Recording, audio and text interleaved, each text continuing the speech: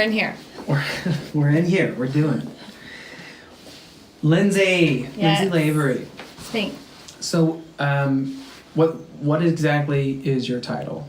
Yeah, so I do admissions at Oasis Recovery. Right, which is helping people get here. Yeah, absolutely. Yeah. Which is maybe one of the most important jobs of all. Yeah, I mean, it's super incredible.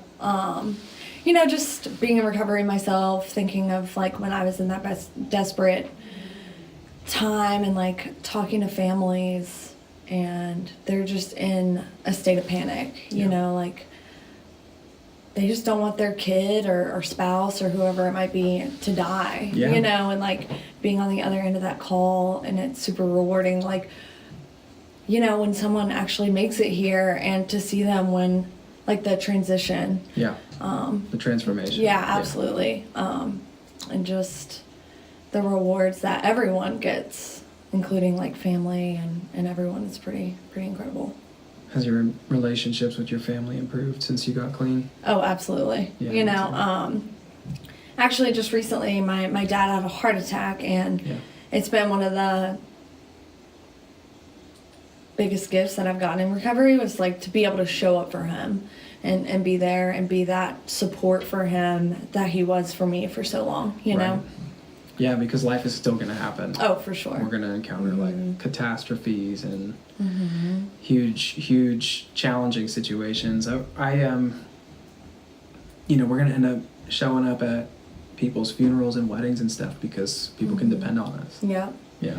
Yeah, and that's what was really, really great, is just, you know, knowing what I've learned in this program is like, as long as I stay clean, everything's going to be okay. It might not end up the way I want it to, but as long as I don't put drugs on it, like, things are going to be okay. So I just had to have, like, faith throughout the whole process that, like, whatever happens is what's meant to happen, and I'm going to be okay, you know? Yeah. So.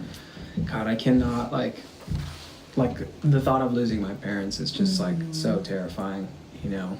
I mean, but you know that that's, like, a part of your life. Yeah. You know what I mean? Like, it's going to be a part of your life because you don't want to go before them. No, and that's, like, the weirdest thing about getting older is realizing that, like, everyone else is getting older as well. Yeah. So it's, like, I don't know. It's tough. Yeah. I'm getting gray hairs in my beard. It's real tough. Oh, I got gray hair, too. I just color it. You know? Looks great. Thanks. So how long have you been clean now? So it's been over 5 years. Righteous. Which is crazy to think about. Yeah.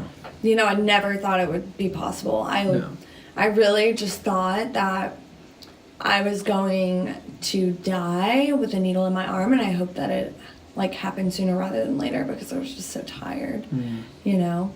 And my life was just this continuum of, like, using treatment, halfway house, using treatment, halfway house, just over and over and over and over again, and I just didn't understand why I couldn't get it. Yeah. You know? Yeah.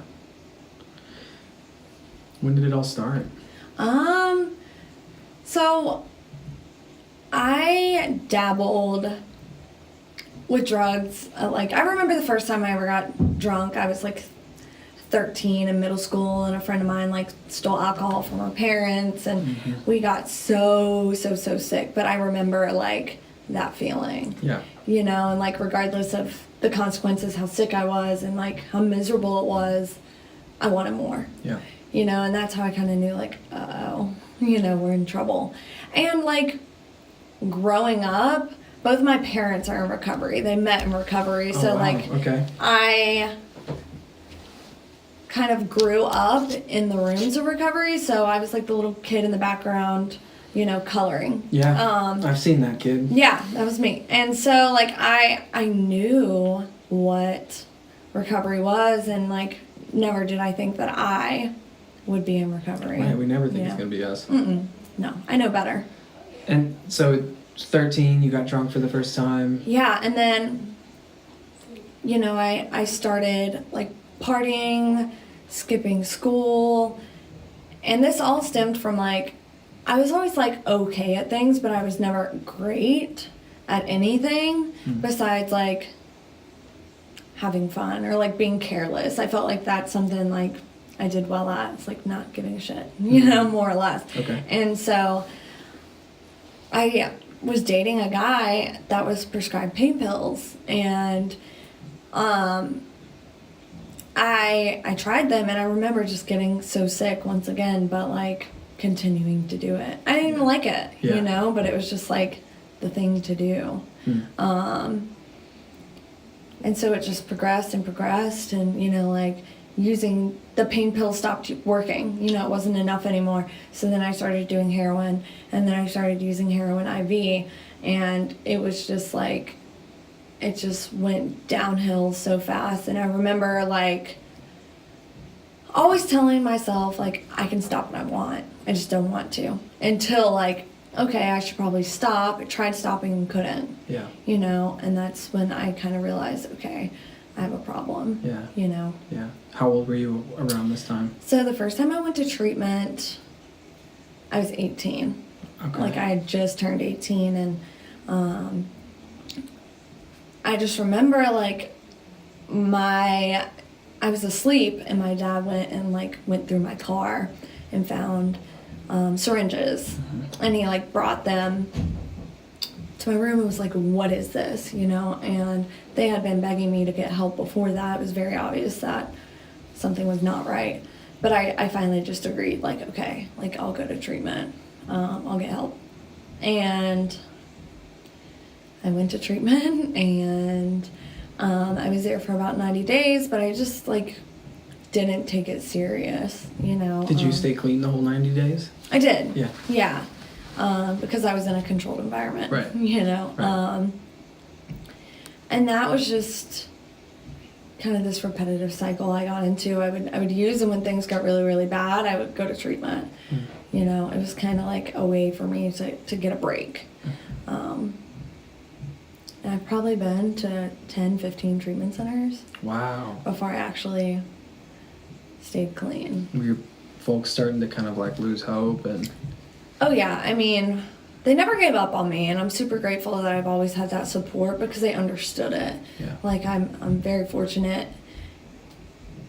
in that aspect of like they get it, they've been there. Yeah. But you know, they were just so tired. They were tired of like essentially just watching me kill myself, you know. And it wasn't.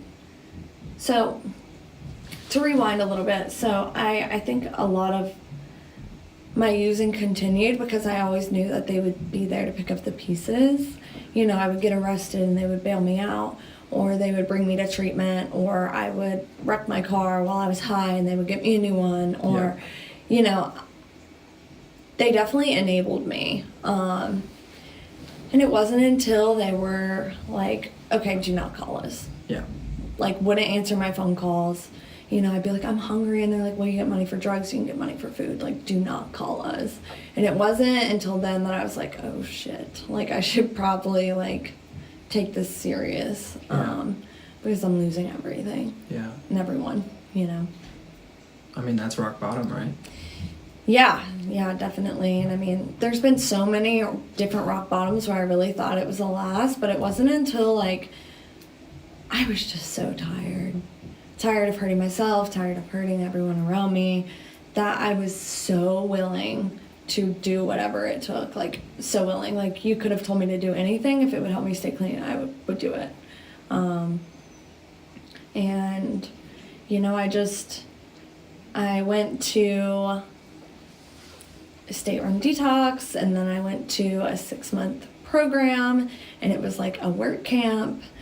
But it's what I needed. Like, I needed that time to really just, like, sit and focus on myself. I've always been in a rush for the next thing. Like, a rush to get out of treatment, then a rush to get out of a halfway house and get my own place. And I've never given myself time to just sit with me and really focus on me, you know? Yeah.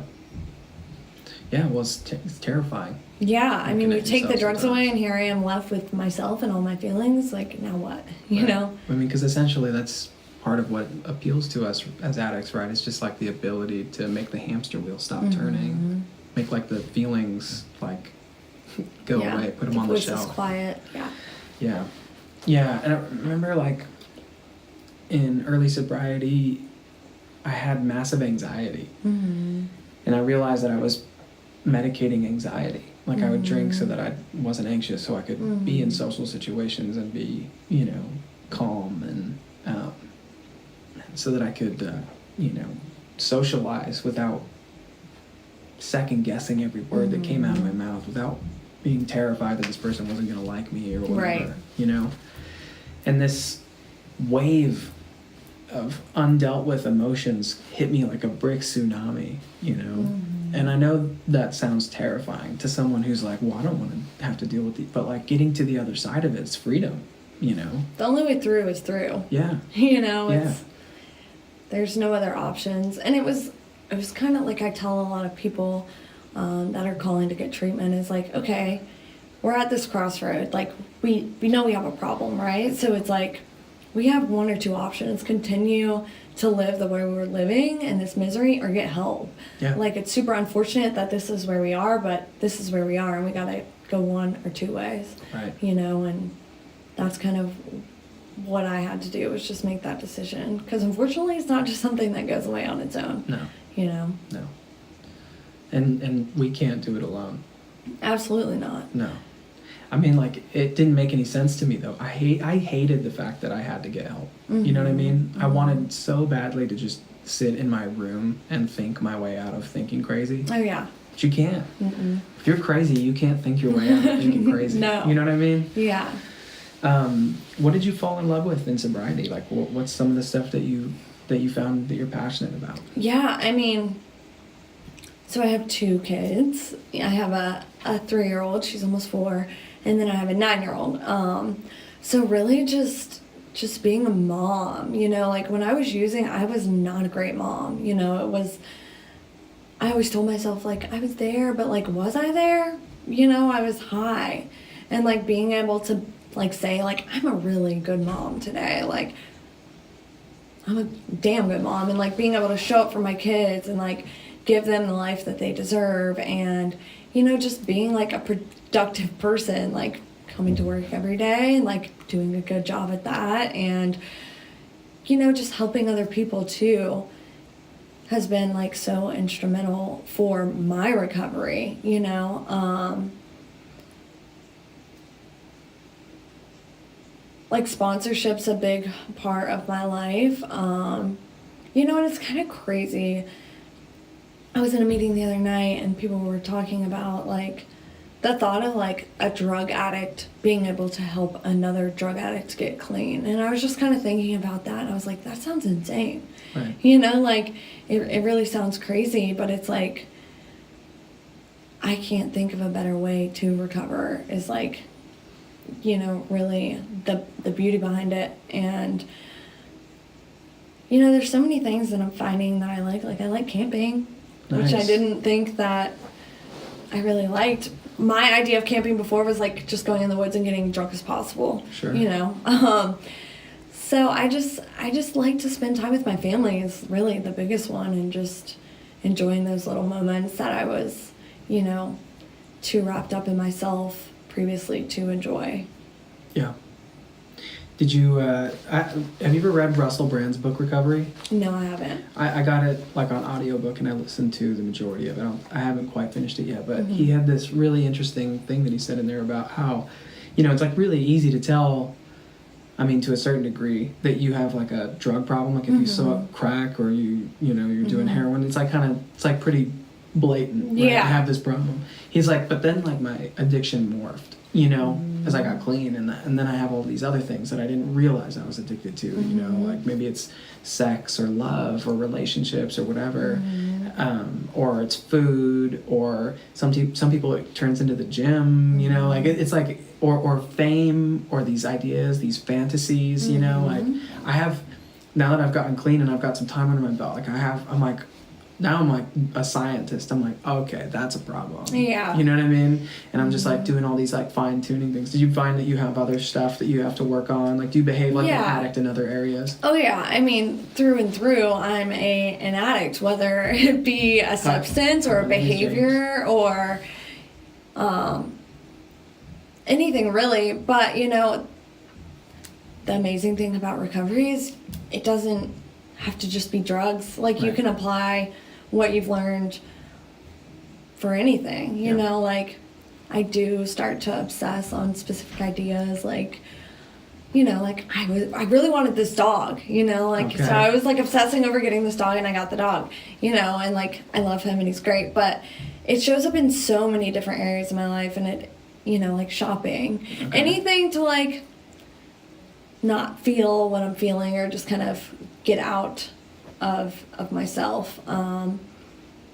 It's something I feel like I have to work on all the time, but the awareness piece is there. So I think that's most important, is like being able to see, like, okay, I'm like going a little overboard with this, or and I think it's almost harder because it's like, okay, I'm not having like these crazy consequences that I would normally have when using drugs, so I can tend to justify my behavior. Sure. You know, like shopping is not that big of a deal. It's not I'm, ruining my life.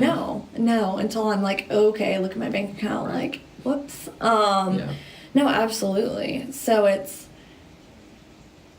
you know, I felt like it was super easy to realize, like, oh wow, like, I'm a drug addict. My life is in shambles. It's a mess, and like, I don't know what to do. But then when these like little things creep in, it is kind of harder to recognize those. But it all comes with time. All of this is such a process, you know, like, I'm still, like, yeah, I have 5 years clean, but, like, is my life where I want it to be? Absolutely not. Like, I want to continue to grow and continue to thrive to be the best person I can be. Yeah, the work never stops, really. No. And some days are better than others, you know, but, like, guess what? I haven't used drugs in 5 years, and that's pretty amazing. Right? You like, know? your worst day sober is 10 times better than your best day using, right? Mm-hmm. Absolutely. Yeah. Well, right on, man. You have a beautiful family. Thanks. You know, like, I love seeing you when you come in here. You know, you're such a joy to be around. Honestly, it's really cool to hear some people would not have said that 5.5 years ago. They wouldn't have said it about me either. Yeah. I mean, there's some people that don't like me now. Yeah. You know, the wreckage of our past, right? Yeah, man. Well, here's a really, really important question for you. Okay. What are you drinking? What do you got there? You know, I have, I don't know. Whatever they made me. I'm like, just make me this. Yeah, iced coffee. Something that they put together. I got really into coffee and sobriety. Like, I'm like real particular about the beans. They have to be like a micro roasted lot from some fancy country somewhere. They have to be expensive. washed. I pay about $30 a bag. Lasts me a month, but that's 30. I mean, a lot of people spend way more than that going to, you know. Yeah, I'm sure this coffee was like $6. Or even if it was $4, if you're doing that, you know, you probably end up spending the same amount of me. Mm-hmm. But I love caffeine. It's like all I got left. Yeah, I mean, it's those little things too. That's all I got left. Yeah, that's all I got. Can't let it go. Yeah. Thank you so much for doing this. Yeah. I appreciate you. You got any good stuff on there? We got some great stuff. Okay.